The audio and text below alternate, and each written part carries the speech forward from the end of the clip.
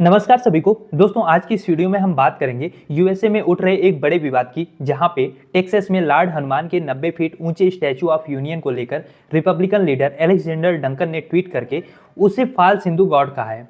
अब इस बयान ने हिंदू अमेरिकन कम्युनिटी में आक्रोश फैला दिया है, लेकिन यह विवाद सिर्फ एक मूर्ति तक सीमित नहीं है, बल्कि इसके पीछे खड़ा है अमेरिकन पॉलिटिक्स में बढ़ता हुआ क्रिश्चियन नेशनलिज्म और डोनाल्ड ट्रंप की राजनीति।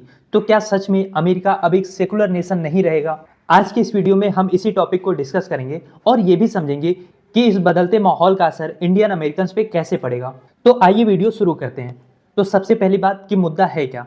तो मुद्दा ऐसा है जिसने अमेरिका के हिंदू अमेरिकन कम्युनिटी को हिला दिया है और अमेरिकन पॉलिटिक्स पे बहुत सारे सवाल खड़े कर दिए हैं। दरअसल हुआ ये है कि टेक्सास राज्य में, अमेरिका के टेक्सास राज्य में हाल ही में 90 फीट ऊंचा स्टैचू ऑफ यूनियन स्थापित किया गया।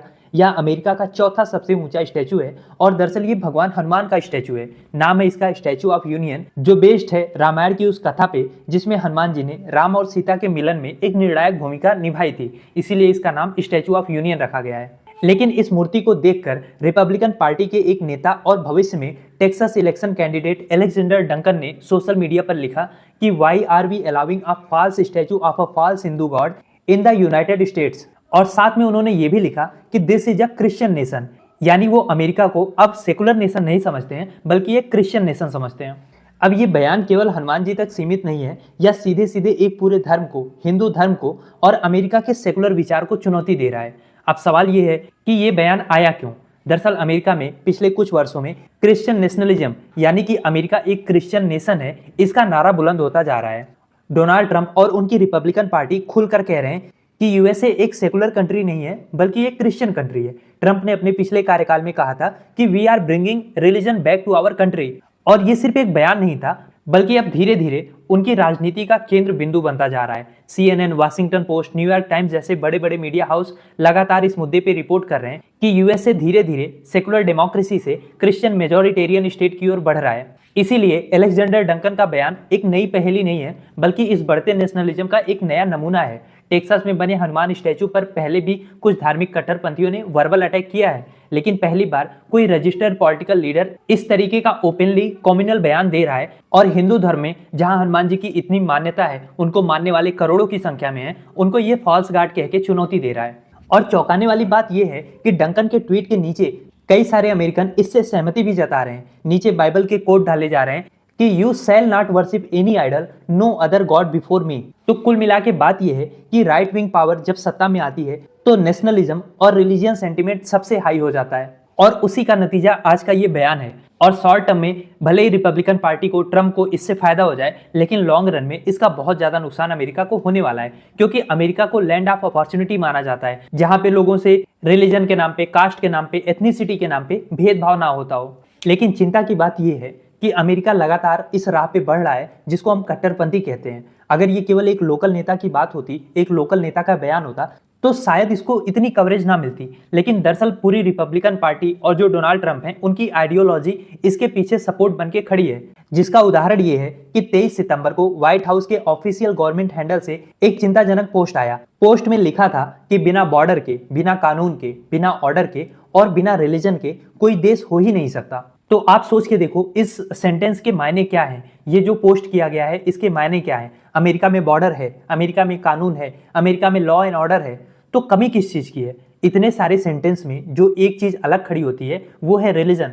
और इस पोस्ट में कहा जा रहा है कि बिना रिलीजन के कोई देश एग्जिस्ट ही नहीं कर सकता। यह बयान उस मूल विचार को चुनौती देता है जिसपे अमेरिका का संविधान बना था, यानी कि separation of church and state. धर्म और सरकार एक दूसरे से अलग रहेंगे, लेकिन अब उस बाउंड्री को तोड़ा जा रहा है। और ये चिंता का विषय होगा हर इंडियन अमेरिकन के लिए, क्योंकि अमेरिका में लगभग 4.8 मिलियन इंडियन अमेरिकन रहते हैं, यानी कि लगभग 50 लाख। इनमें से बड़ी संख्या हिंदू ओरिजिन की है। इनके लिए अब माहौल चिंता का कारण होने वाला है, क्योंकि आज हनुमान स्टैचू पर आपत्ति है, कल को कोई कहेगा कि हिंदू टेंपल भी यूएसए में क्यों होना चाहिए। इसके बाद योगा, फेस्टिवल, दिवाली, इनके सेलिब्रेशन पे भी सवाल उठाए जाएंगे। और अब जब अमेरिका की मेजॉरिटी ओपनली ये कह रही है कि हम एक क्रिश्चियन नेशन है, तो वहाँ पे माइनॉरिटी जाहिर सी बात है सेफ महसूस नहीं करेंगे। इंडियंस जो वहां पे अपनी इकोनॉमिक प्रॉस्पेरिटी के लिए गए थे वो अब महसूस करेंगे कि शायद उनका फ्यूचर अब अमेरिका में उतना सिक्योर नहीं है। वहीं जब दूसरी तरफ आप इसकी तुलना भारत से करते हैं तो इंडिया में कितने चर्चेस हैं, कितने क्रिश्चियन मिशनरीज ओपनली काम कर रहे हैं। केरला, नागालैंड, गोवा, मिजोरम जैसे राज्यों में क्रिश्चियनिटी बहुत स्ट्रांग भी है और इंडिया ऑफिशियली एक सेकुलर स्टेट है और हमारा कॉन्स्टिट्यूशन हर धर्म को जगह देता है। तो सवाल ये है कि क्या जिस अमेरिका ने कई बार इंडिया को माइनॉरिटीज की सुरक्षा पर लेक्चर दिया है, अब वो खुद अपने घर में रिलीजियस इंटॉलरेंस को बढ़ा रहा है। और अगर आप एक बार जो अमेरिका की डेमोग्राफी है उस पे नजर डालें तो प्यू रिसर्च सेंटर के 2024 के डेटा के अनुसार 62% अमेरिकन खुद को क्रिश्चियंस मानते हैं और 29% पॉपुलेशन रिलीजियसली अनएफिलिएटेड है, यानी एथिस्ट हैं, एग्नोस्टिक हैं, जो किसी धर्म से जुड़े नहीं हैं। बाकी 7% में मुस्लिम, हिंदू, सिख, बुद्धिस्ट और सभी हैं। तो ऐसा भी नहीं है कि अमेरिका में डेमोग्राफी बहुत चेंज हो चुकी है जिसकी वजह से अमेरिका में आक्रोश हो, बल्कि यूं कहें कि ये आक्रोश लोगों में भरा जा रहा है। ट्रंप और उनकी पार्टी सीधे इस 62% की पॉपुलेशन को टारगेट कर रही है ताकि उनका वोटर बेस बना रहे। उनका स्लोगन भी है कि declare America as Christian nation.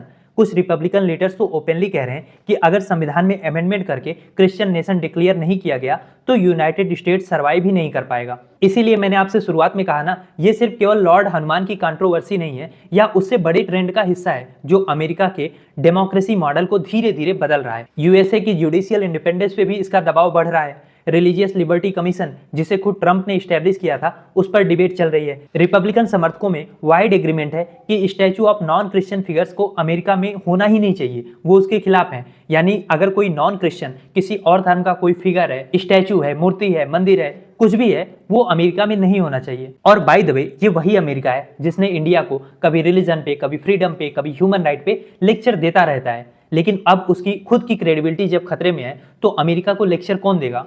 खैर, अगर अब हम इसके इम्पैक्ट की बात करें तो इसका इम्पैक्ट बहुत बड़ा होने वाला है अगर इस ट्रेंड को रोका नहीं गया। इंडिया और यूएसए आज स्ट्रेटेजिक पार्टनर हैं, डिफेंस, ट्रेड, टेक्नोलॉजी सब में हमारा कोऑपरेशन है। लेकिन अगर इंडियन ओरिजिन कम्युनिटी वहां पे असुरक्षित महसूस करती है तो बायलैटरल रिलेशन पे इसका बहुत निगेटिव इम्पैक्ट पड़ेगा, जो ऑलरेडी बहुत बुरे दौर से गुजर रही है। साथ ही यह इशू केवल हिंदू तक लिमिटेड नहीं है, कल को मुस्लिम, ज्यूज, बुद्धिस्ट सबको टारगेट किया जाएगा। जबकि अगर हम अमेरिका का इतिहास देखें तो जब 1776 में डिक्लेरेशन ऑफ इंडिपेंडेंस हुआ तो अमेरिका के फाउंडिंग फादर्स ने साफ कहा कि चर्च और स्टेट सेपरेट रहेंगे। थॉमस जेफरसन ने लिखा है कि build a wall of separation between church and state. लेकिन अब ट्रंप इरा की पॉलिटिक्स इस वॉल को गिरा रही है और यही कारण है कि स्कॉलर्स लिख रहे हैं कि यह केवल अमेरिका का इंटरनल मैटर नहीं है बल्कि इंटायर जो वर्ल्ड की डेमोक्रेसी का मॉडल है उसके खतरे में आने की निशानी है। लेकिन ट्रंप को एक शॉर्ट टर्म गोल दिख रहा है, उनको अपने मिड टर्म इलेक्शन की तैयारी करना है जिसमें वो अपनी क्रिश्चियन आइडेंटिटी को वेपन बनाना चाह रहे हैं। और आप देखोगे जैसे जैसे ट्रंप बाकी फील्ड में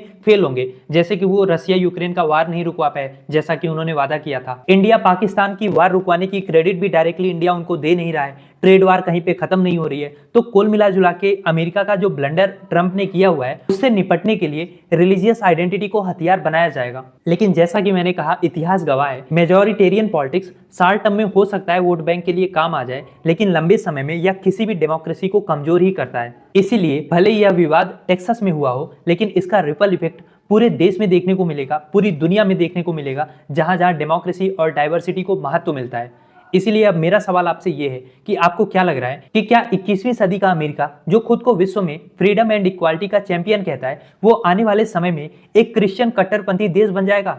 और अगर ऐसा हुआ तो दुनिया के सेकुलरिज्म की और उसकी क्रेडिबिलिटी की रक्षा कौन करेगा? क्या सोचते हैं आप इस बारे में? लिखिए अपनी राय कमेंट बॉक्स में।